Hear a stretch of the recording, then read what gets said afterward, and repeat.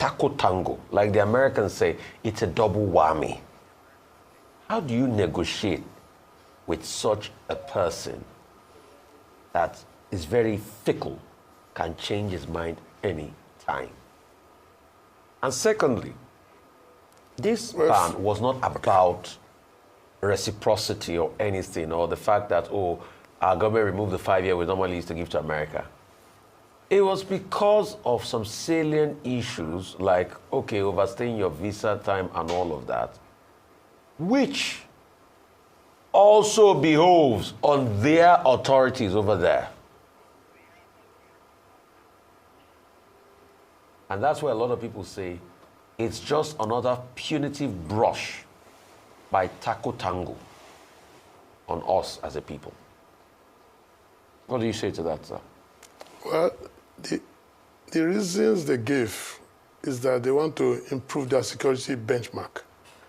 And the details of that means that they said the security of travel documents, the reasons of overstay, and information sharing.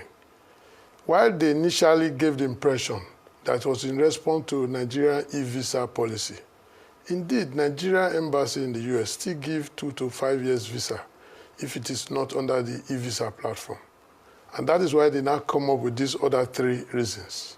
On the issue of negotiating with Trump, well, first of all, America currently overplays its significance because it is barely, in terms of global trade, America is even behind China. If you look at the current records on international global trade. And that is why Nigeria needs to diversify.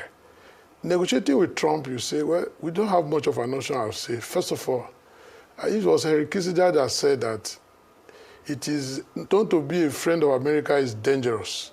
To also to be an enemy of America is fatal.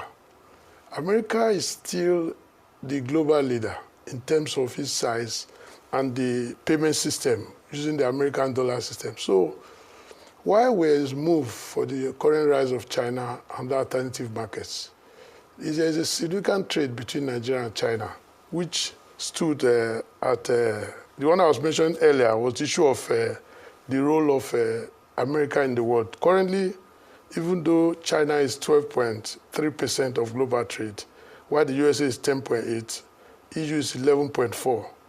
But the trade between Nigeria and America is still significant.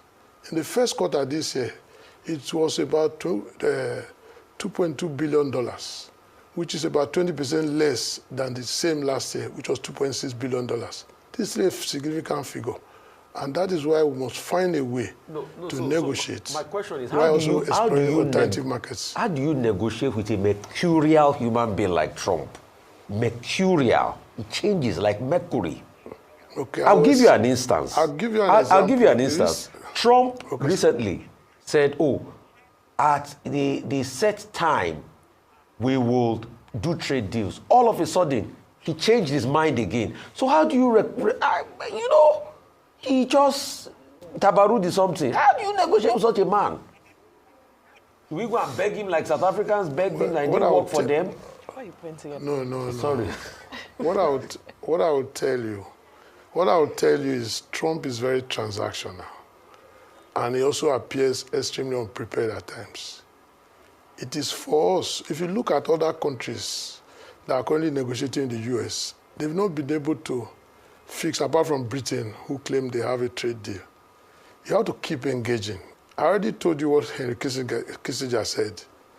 You have to find a way to deal with him. The last visit of the 5 African head of states who went there without any agenda, you can see how they were humiliated. But they did not pick up the fight there, even though they expressed reservations after they left there.